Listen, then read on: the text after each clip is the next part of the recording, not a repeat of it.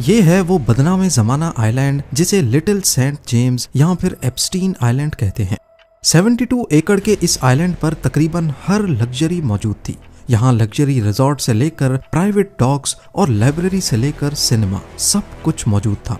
दुनिया की बड़ी शख्सियात का इस आइलैंड पर आना जाना लगा रहता था। पर सच ये है कि यहाँ पार्टीज और वेकेशन की आड़ में कम उम्र बच्चों का गैर मुनासिब इस्तेमाल होता था। रिपोर्ट्स हैं कि इसी आइलैंड पर कुछ अंडरग्राउंड टनल्स भी बने थे। कहा जाता है कि यहाँ इन टनल्स को एक खास मकसद के तहत बनाया गया था।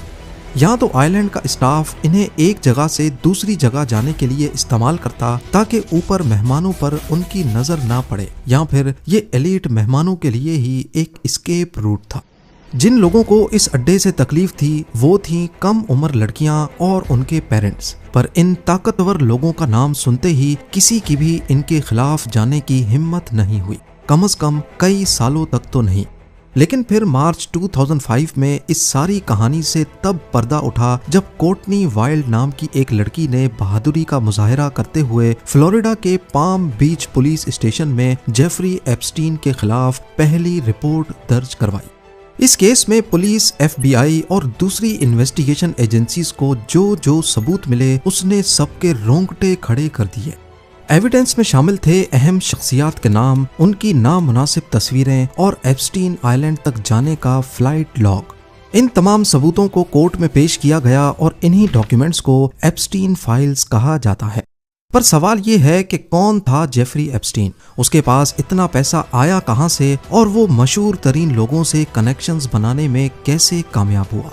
सीक्रेट आइलैंड पर सीक्रेट टनल्स के अलावा FBI को और क्या कुछ मिला, और सबसे बढ़कर इतने सिक्योर्ड जेल में जब जेफरी की मौत हुई उस रात CCTV कैमरास का खराब होना कोई इत्तेफाक था या फिर इसके पीछे भी किसी बड़ी ताकत का हाथ था।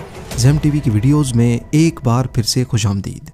नाजरीन, एक मामूली मैथ टीचर जो देखते ही देखते दुनिया का सबसे पुरअसरार अमीर शख्स बन गया।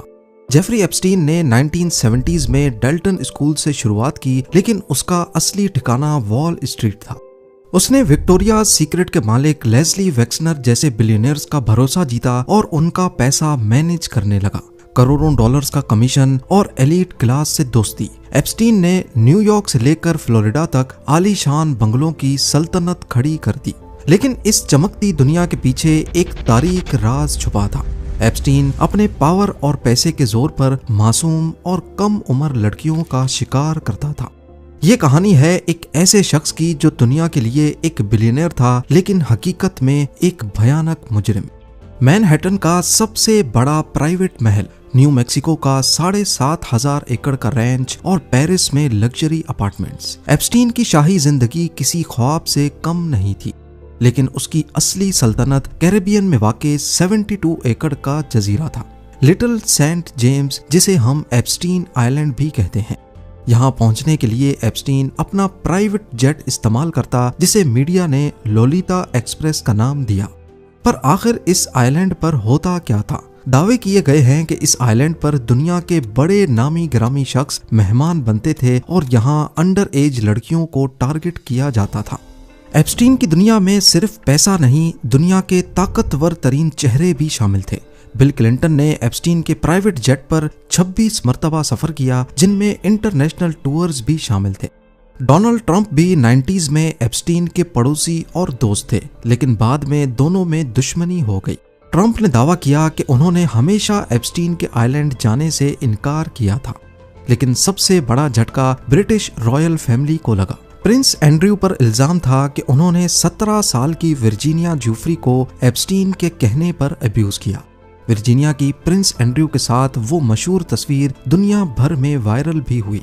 इसका अंजाम यह हुआ कि प्रिंस एंड्रयू को अपनी रॉयल ड्यूटीज छोड़नी पड़ गईं। $16 मिलियन का सेटलमेंट करना पड़ा और अक्टूबर 2025 में उनसे प्रिंस का लक़ब भी छीन लिया गया।